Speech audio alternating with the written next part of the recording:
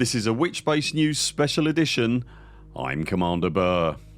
As partnered content creators, we've had preview access to the new Zorgon Peterson Lynx Highliner coming to Elite Dangerous next week, and in this video we'll drill in depth into all of its nerdy details and give you our thoughts on this latest addition to the Elite Dangerous fleet. First things first then, in recognition of the announced delay to the launch of operations, which has now been pushed back to June, Frontier are suspending the usual early access model that has served them so well funding the game for the last couple of years, and are instead releasing this brand new ship entirely for free to everyone on day one. There will still be Stellar and Galactic pre-built versions available for ARCs that come A-rated and include a mix of ship kits and paint jobs, but even those are being released at a reduced price. So what of the ship itself then? The Zorgon Peterson Lynx Highliner is designed to be a dyed-in-the-wool day-to-day workhorse passenger vessel. It's a medium class ship that is capable of supporting economy and business class cabins that Zorgon Peterson themselves have described as akin to an airliner. If the Beluga, Orca and Dolphin are cruise liners and private yachts, then think of the Highliner as sitting in the same territory as something like a Boeing 737, and it comes with an appropriate mix of functionality, aesthetics and handling to serve that role very well.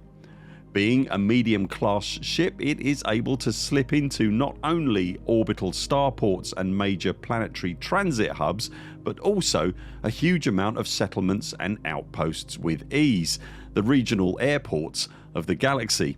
Don't let its diminutive footprint fool you into thinking you're not going to turn some coin running one of these, however. Whilst it undoubtedly looks bigger than it actually is, you can see a couple of meaningful size comparisons on screen now. Like its real world Boeing and Airbus counterparts, the ship is built for efficiency and makes the absolute best use of its sardine tin interior. When fully outfitted for economy class via its new Mark II passenger cabins and dispensing with an optional shield module, the ship is able to pack no less than 225 passengers into its modest floor plan. That's more passengers than any other ship currently in the game, large or small. When it comes to handling in a busy starport, even when unengineered, its unfussy and unpretentious exterior is complemented by reliable, predictable and expedient handling, going exactly where you point it, when you point it. With some engineering of the usual suspects, however, you can easily expand on that handling, and without much thought to that engineering or outfitting, I've easily managed to get a straight line speed of 589 meters per second out of it. When it comes to jump distances, your experience, as with any ship, is going to come down to outfitting, engineering choices and personal compromises. However, when fully kitted out for economy, my fully A-rated and shielded ship has 201 passengers and just shy of 35 light years when fully engineered for jump range. And a reminder again, you can get into an outpost or settlement medium pad with that load. In case you missed it earlier in the week, I'll get into the internal slots in a moment, but there's some really neat, meaningful and very thoughtful touches that the ship's developers have included in the Highliner that lean really hard into its airliner wheelhouse that I want to highlight first. Let's open with a biggie. Regulars to the channel will know how much we despise the blue tunnel of despair that faces any commander on foot when boarding a ship in Elite Dangerous. We've been very open about just how much we dislike that immersion breaking reminder, as it teleports you magically from the foot of the stairs or boarding ramp directly into your seat. Whilst ship interiors in any regard remain, for the moment at least, a complete pipe dream in Elite Dangerous, the Highliner does introduce what is, for my money, a fantastic compromise to the boarding and disembarkation experience. Brace yourself, the blue tunnel of despair is on board the ship itself, meaning you have to actually use the boarding ramps to reach it, and you appear at the same spot when you leave the ship, meaning you use the boarding ramps to get off the ship as well. The collective squee that erupted in this house when we realised this fact had a measurable blast radius. It is my sincerest wish that, barring any kind of plans for ship interiors, FDEV really lean into this feature in all ships going forward from this point, even if they can't, for whatever reason, revisit the older next gen ships and just move the tunnel inside the ship.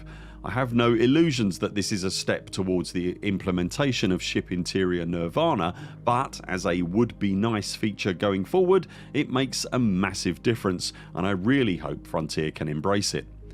Before you even get to land, however, you're going to need to extend the landing gear, and it's here that another great personal bugbear of mine has been addressed, and again, if they're able, I'd implore Frontier's talented ship crew to grab this opportunity at another piece of low-hanging immersion fruit going forward.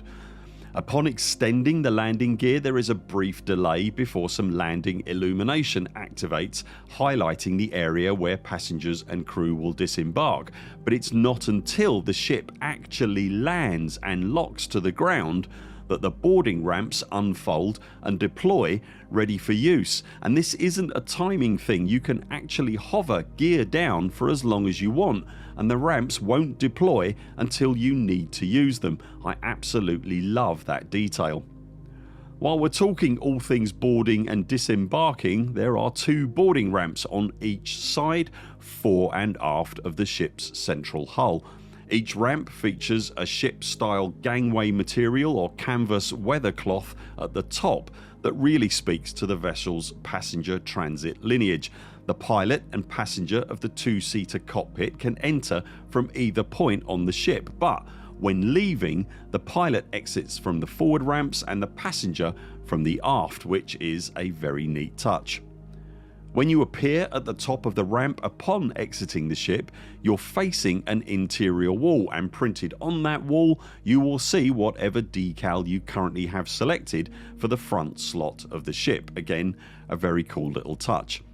For its second generation ships, Frontier have either reused old cockpit and bridge interior spaces or fashioned entirely new ones, and the Lynx Highliner falls into the former rather than the latter category, recycling the 2-seater internal space from Zorgon Peterson's Adder. It does however utilise some internal prop placements and set redressing to great effect, more than serving the purpose required of it. No look at a new ship is complete without noting the boost noise and effects that the ship produces in normal space. For a lot of commanders, this is a feature that they look forward to the most. It's here that the designers of the Highliner have again utterly embraced the ship's intended career path. Right before the boost kicks in, you'll hear a hint of a bell chime, exactly as you'd expect to hear on an actual airliner when the seatbelt signage is illuminated.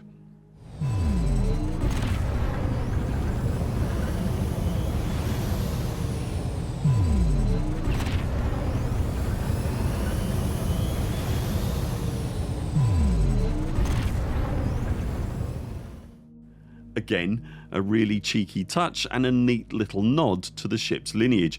You'll also note on the exterior, if you look, that the afterburner nozzles extend and retract with every boost. As far as outfitting is concerned, the ship's internal specifications pan out as follows.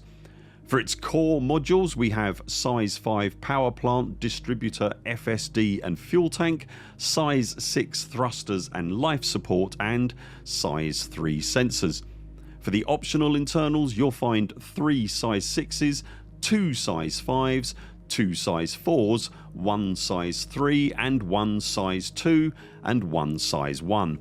All the appropriately sized optional slots can take the new Mark II passenger cabins, again both business or economy class, but be aware that 2 of the size 6s and 1 of the size 5s are for dedicated passenger space and can only take passenger cabins of one shape or another and nothing else. The ship comes with 4 utility slots and is also capable of fielding 1 large and 4 medium hardpoints. That large hardpoint is dorsally mounted on the central axis, and the medium hardpoints are fitted to the sides of the ship, both fore and aft. Whilst the Highliner does support deployment of an SRV, it isn't capable of fielding a ship-launched fighter, but it could certainly offer resistance whilst making good its escape if it was so outfitted, perhaps with some compromises made to passenger cabins in favour of hull reinforcement.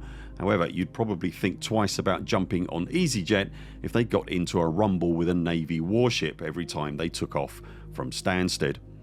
Elsewhere on the ship's exterior, behind its intentionally utilitarian aesthetic, you'll find hints of a working ship interior, if not an actual interior. The windows on the side giving tantalising glimpses of inferred interior corridors and cabins on a working ship, in the same way the now venerable Anaconda did when it launched so many years ago. If you want to add to that aesthetic, then there will be a number of the usual suspect ship kits and paint jobs at launch for ARCs. Of particular note is the Bulwark ship kit that features the industrial protection bars and fixtures that we've seen on some previous ships. This particular version of the ship kit also features some absolutely glorious rotating orange warning beacons top and bottom when the ship's extensive lighting system is activated. Once again, the ship is packed with cool nerdy features and attention to detail, and that philosophy extends to this specific ship kit at the very least.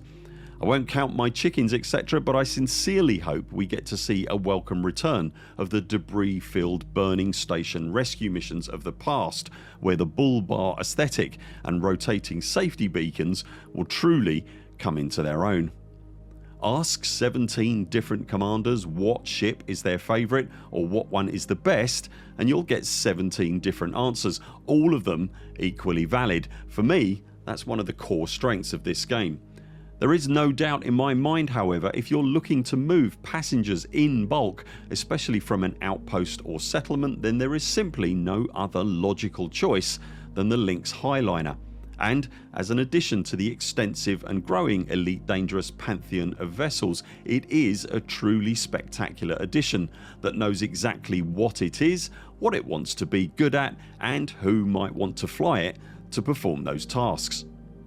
Just like its real world counterparts, it does exactly what it needs to do as efficiently and easily as it possibly can, and it just doesn't get in the way of itself in doing so, and it has easily become one of my personal favourites in the game. I sincerely hope FDEV can lean into the ship's release and bring back some of the content that is missing in the game currently to really take advantage of the ship's free release and the enthusiasm that players will undoubtedly have for it. Would you like to see burning stations return to regular gameplay in Elite Dangerous? How will you be outfitting the new Lynx Highliner, and what other tasks do you think the ship might be ideal for? Let us know in the comments below. If you've enjoyed this video, remember to subscribe to the channel so that you see all our videos and community posts, and if you'd like to support our work here at the Buur Pit, you can also join us on Patreon. Links to that and everything else that we've talked about in this video you'll find linked below. That's it for now. Thanks very much for watching. We very much look forward to seeing you next time.